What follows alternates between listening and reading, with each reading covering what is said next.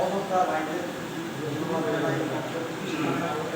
শিক্ষক শিক্ষিকা অক্লান্ত চেষ্টায় আজকে একটা অ্যাকাউন্ট এসেছে, কারণ আমাকে এই অ্যাকাউন্ট সভাপতি করা হবে।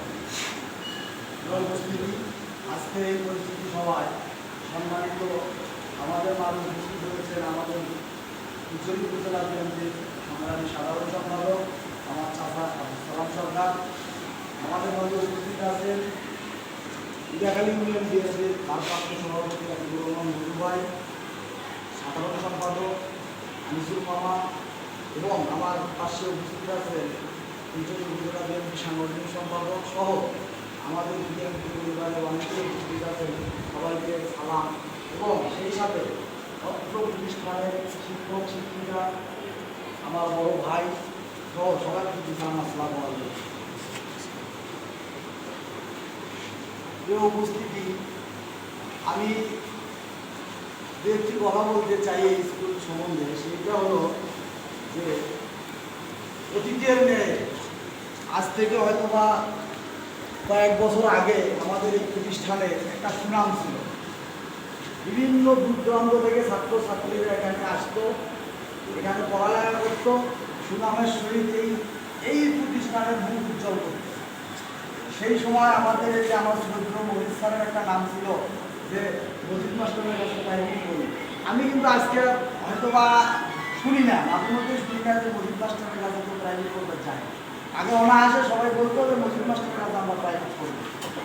তো ঘটনা হলো যে আসলে আমাদের এই কারণটা কি, আমাদের স্কুলের প্রতিষ্ঠানে শিক্ষার্থী কমে যাওয়ার কারণটা কি?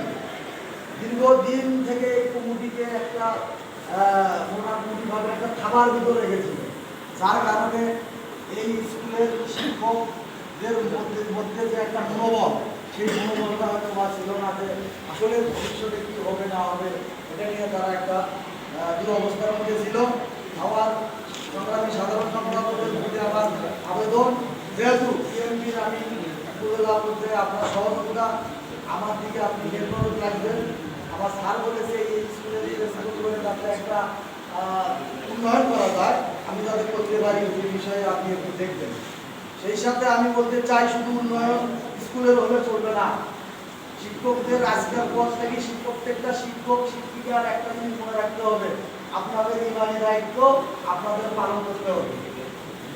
না হলে হয়তো আমি কিছু করতে পারবো না, কিন্তু আমাকে একটা দায়িত্ব দেওয়া হয়েছে, কিছু না কিছু হলেও করতে পারবো। এইদিকে আপনারা একটা নজর রাখবেন। আপনারা আজকে প্রত্যেক জনের হাতে হয়তো মোবাইল আছে, ইন্টারনেট ব্যবহার করেন, আপনারা একটু ফলো করেন। আপনাদের যদি এই স্কুলে একটা ছাত্রী, যেমন আজকে আমাদের জাতীয় পর্যায়ে পুরস্কার পাচ্ছে, আমাদের একটা ছাত্রী যদি পড়ালেখার উপরে যদি একটা পুরস্কার পাত হয়তো আরও ভালো লাগতো।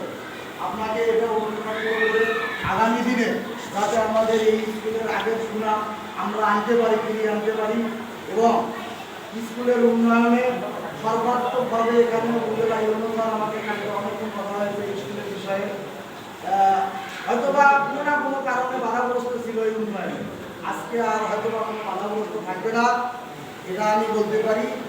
সেই সাথে ছাত্রীদের বিষয়ে আমি আপনারা একটু লক্ষ্য রাখবেন, সেটা হলো যে আমাদের এখানে যে অভিভাবক সমাবেশগুলো হয়, এই অভিভাবক সমাবেশের মাধ্যমে প্রত্যেক বছরেই যাতে হয়, আপনারা সেরকম ব্যবস্থা রাখবেন যাতে করে এই স্কুলে আবার নতুন একটা চমক আসে।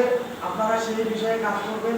প্রতিদিন যে পাঠদানগুলো নেওয়া হতো, আমার জানার মতে এখানে অনেক কিছুই অনিয়ম ছিল, আজকের পর থেকে তাতে কোনো প্রকার অনিয়ম না থাকে। আমার স্যার খুব ভালো মানুষ, আপনারাও ভালো মানুষ, কিন্তু আপনাদের মনোবলটা নষ্ট হয়ে গেছিল। আজকের পর থেকে তো আর এরকম কিছু হওয়ার সম্ভাবনা নাই।